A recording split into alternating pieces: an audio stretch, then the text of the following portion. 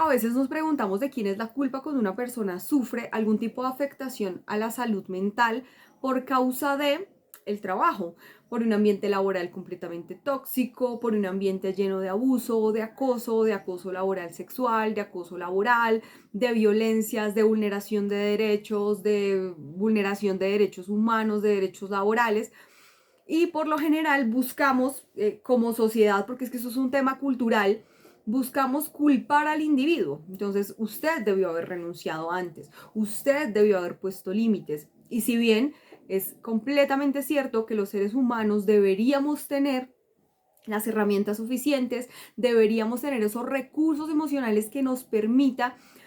no flaquear ante cierto tipo de situaciones, pues la gran realidad es que cuando decimos que el individuo debió haber renunciado, que el individuo debió haber puesto límites, pues estamos, digamos, permitiendo que las empresas, que las organizaciones empiecen a lavar las manos cuando existe este tipo de problemas, que es un problema que, como siempre lo he dicho, no le compete únicamente a la empresa, no le compete únicamente al Estado y mucho menos le compete únicamente al individuo. Esto es un problema completamente social que nos corresponde a todos y todos los actores de esta sociedad preguntarnos y empezar a transformar de manera social este flagelo que cuando hablamos de que una persona me dice, no, sufrí de cierto problema, un trastorno de ansiedad, un trastorno mixto de ansiedad y depresión, un trastorno obsesivo compulsivo, estrés postraumático, pues no digo que sea demasiado tarde, pero ya generó esa afectación en la persona, ¿sí? Entonces, cuando la persona dice, esto me está afectando la salud mental, me voy, pues lastimosamente es porque ya tiene un diagnóstico o aún no lo tiene, pero sí tiene una sintomatología que va asociada a la salud mental y que en la gran mayoría de las veces no se va únicamente con decir renuncié, ¿cierto? Entonces hay que dejar de ponerle la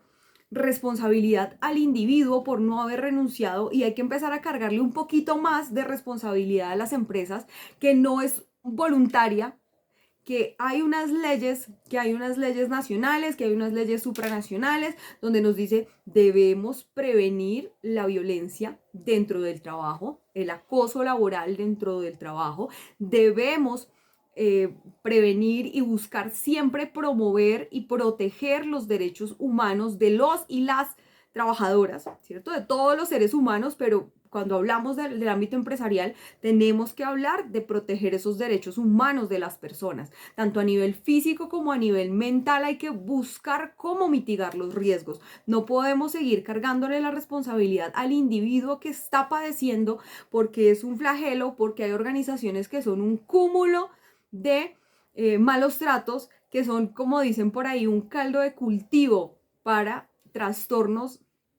asociados con la salud mental. Entonces la responsabilidad nunca, nunca es de la víctima. Dejemos de culpar a las personas y empecemos a cargar esa responsabilidad en las organizaciones que hasta el momento no se han hecho responsables. Hay algunas que sí lo han hecho, que han empezado a generar un trabajo, porque esto es un trabajo transformacional, que no es un trabajo que va a pasar de la noche a la mañana. Entonces,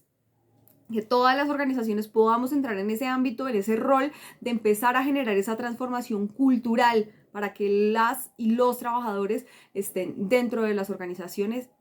sanos, tanto a nivel físico como a nivel mental.